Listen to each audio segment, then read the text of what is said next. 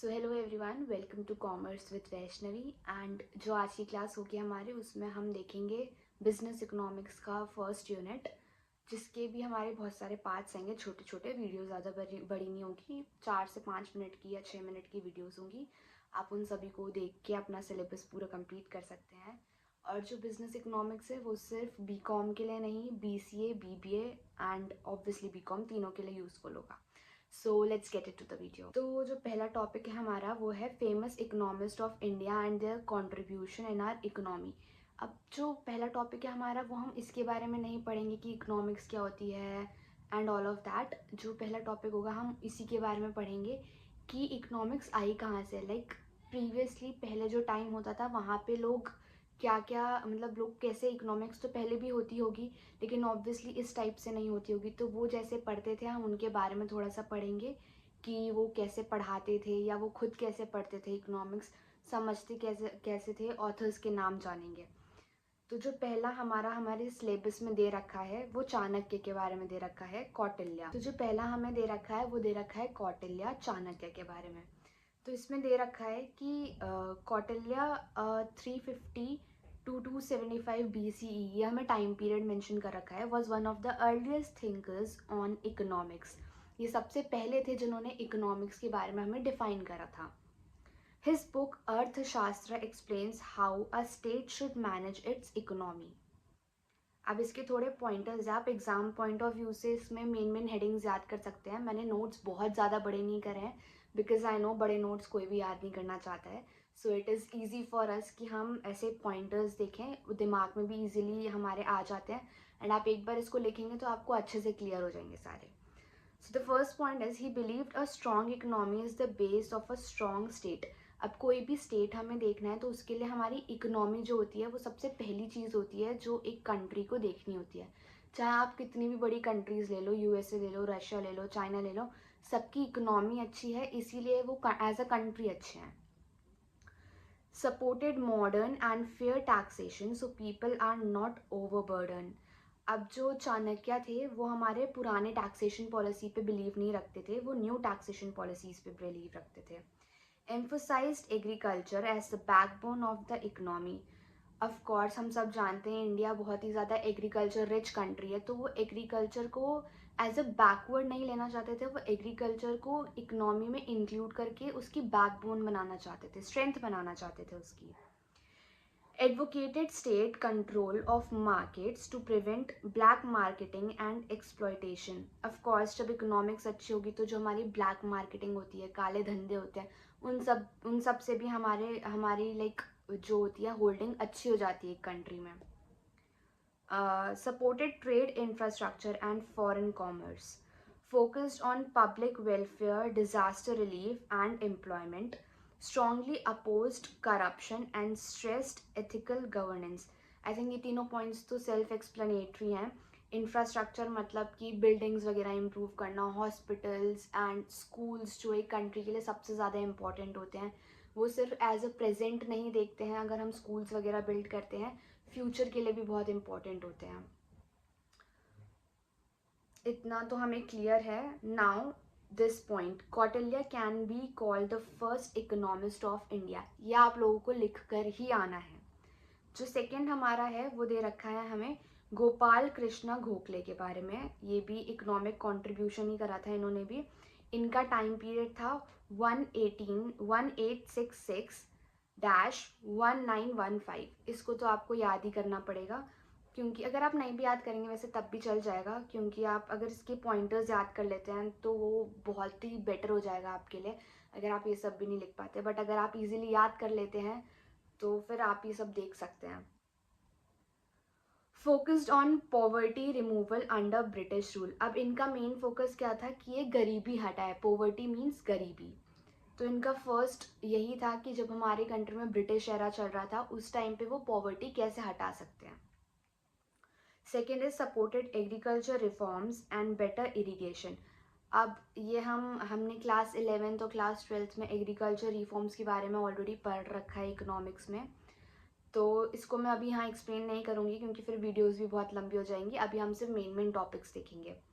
इन्होंने agriculture reforms को भी सपोर्ट करा था, इरिगेशन सिस्टम, सिंचाई के जो साधन होते हैं उन सबको भी अच्छा वो करा था, क्योंकि हमने अभी ऊपर ही पढ़ा था कि जो एग्रीकल्चर है वो बैकबोन ऑफ आर सोसाइटी है, बैकबोन ऑफ आर कंट्री है। तो अगर हम इरिगेशन इम्प्रूव करेंगे तो ऑब्वियसली हमारी इकोनॉमी भी बेटर होगी, एग्रीकल्चर बेटर होगा, तो एग्रीकल्चर से हमारी इकोनॉमी बेटर हो जाएगी।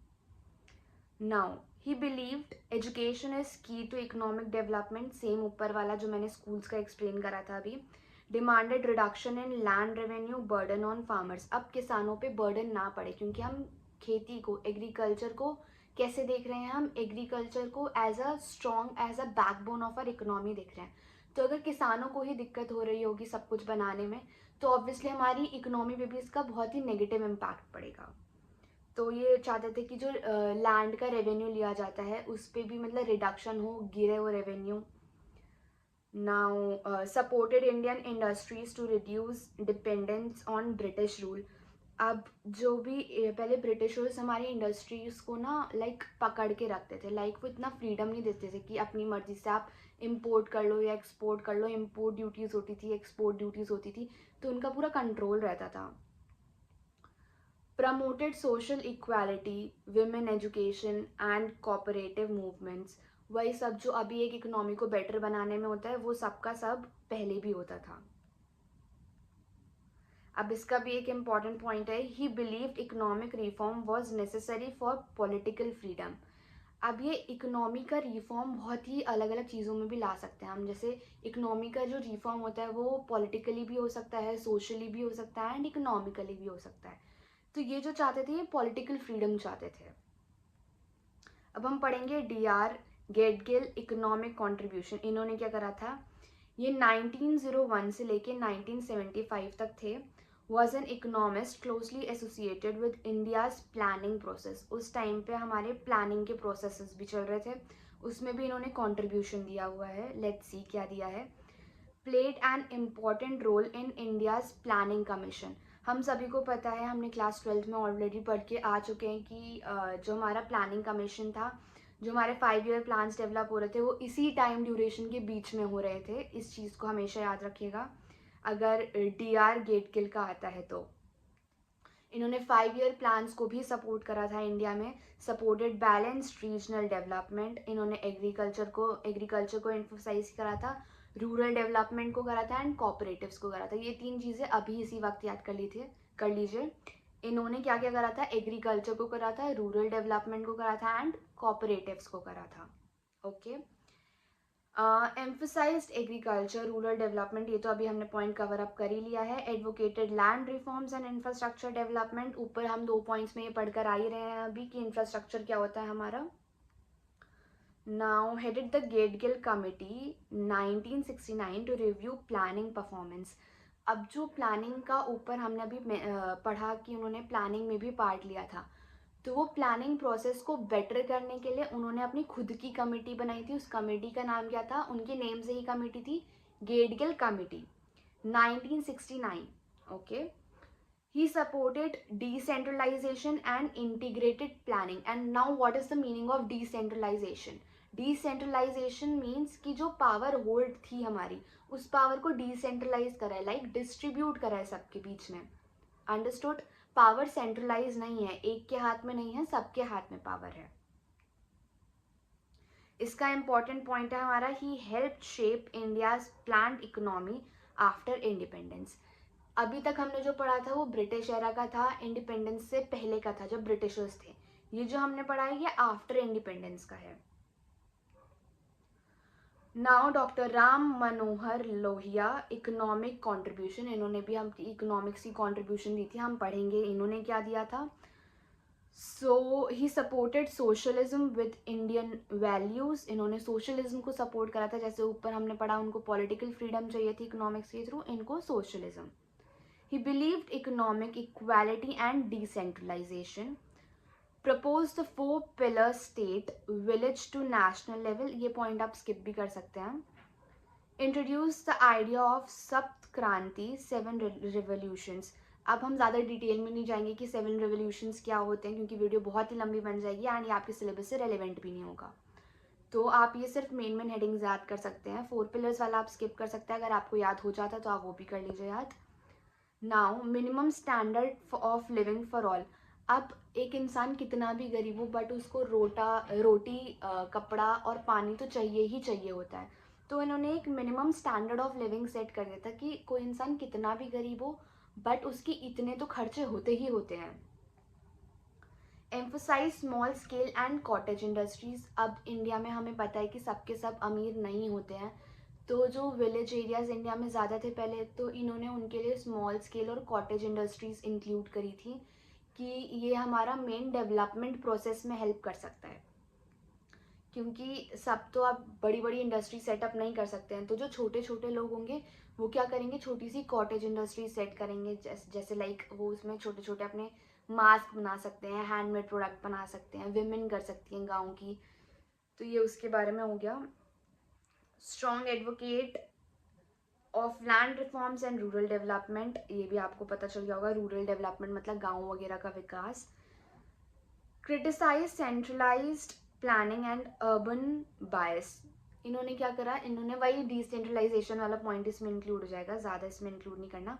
नाउ अब हम पढ़ेंगे जवाहरलाल नेहरू के बारे में। इन्होंने क्या करा, ये 1889 से लेके 1964 तक थे and the architect of modern India's economic framework. इन्होंने, ये बहुत इंपॉर्टेंट पॉइंट है, हम 12th में भी पढ़ चुके हैं कि इन्होंने मिक्स्ड इकोनॉमी बनाई थी जिसमें पब्लिक बैंक्स भी थे और प्राइवेट बैंक्स भी थे। Started 5 year plans, very important, इन्होंने 5 ईयर प्लान स्टार्ट करे थे। Focused on heavy industries and infrastructure, बड़ी बड़ी इंडस्ट्रीज इसी टाइम में आई थी और इंफ्रास्ट्रक्चर भी मेन डेवलप इसी टाइम पे हुआ था।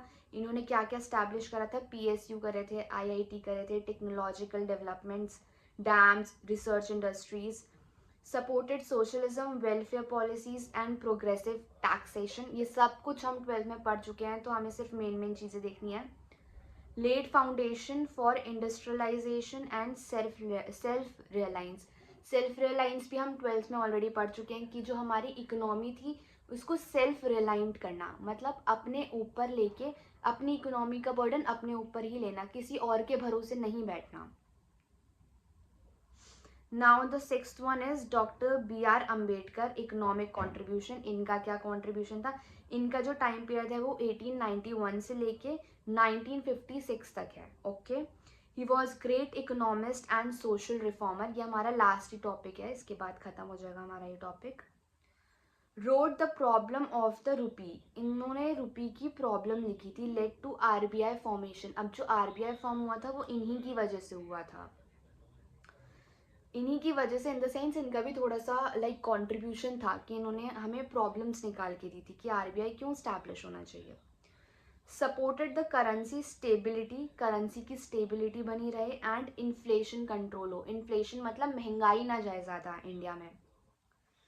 एंड फिजिकल फेडरलिज्म भी देखा था इन्होंने। Zamindari, strong critic of the zamindari system भी दिखाया था इन्होंने। सपोर्टेड लैंड रिफॉर्म्स आने चाहिए, जिसमें हमने ऑलरेडी पढ़ा था कि जो लैंड डिवाइड्स होती हैं फिर उसको ओन करते हैं सबके सब, लैंड रिफॉर्म्स हुए थे इंडिया में, ये भी हमने 12th में पढ़ा हुआ है। Played key role in dam and irrigation projects, and ये तो हमें पता चल जाएगा, सेल्फ एक्सप्लेनेटरी है। लेबर मिनिस्टर रह चुके हैं, 8 आवर्स वर्क डे इन्होंने सेट करा था हमारा। Supported minimum wage and maternity benefits, linked caste inequality with economic exploitation. इन्होंने क्या करा था कि जो कास्ट इनइक्वालिटी थी, इंडिया में बहुत होता था, डिफरेंट कास्ट है तो इनइक्वालिटीज़ बहुत ज़्यादा इंडिया में इंक्रीज हो गई थी, तो इन्होंने उनको भी कंट्रोल करा था। Now he supported education and reservations for economic justice. इतना भी हो गया हमारा, बस हम इस वीडियो को छोटा ही रखेंगे, ज़्यादा बड़ा नहीं रखेंगे। ये 15 सेकेंड की वीडियो भी इसीलिए हुई है क्योंकि हमने हर एक टॉपिक रीड लगाया है एंड इसमें हर एक चीज़ को एक्सप्लेन करने की ज़रूरत नहीं है, बिकॉज ये मतलब आता नहीं है एग्जाम में इतना ज़्यादा, बट स्टिल हमारे सिलेबस में तो एक बार तो वीडियो बनानी बनती है। बाकी जो हमारा नेक्स्ट टॉपिक आएगा वो नेचर स्कोप आएगा, नेचर स्कोप वगैरह आएगा कि इकोनॉमिक्स का मीनिंग क्या होता है, इकोनॉमिक्स क्यों हमने स्टार्ट करी है पढ़ना, वो सब हम अच्छे से बुक से कवर करेंगे। नाउ अभी आप इतना ही याद करिए, इतना इसके जो पॉइंटर्स है उसको नोटबुक पे लिखिए। That's it, thank you everyone.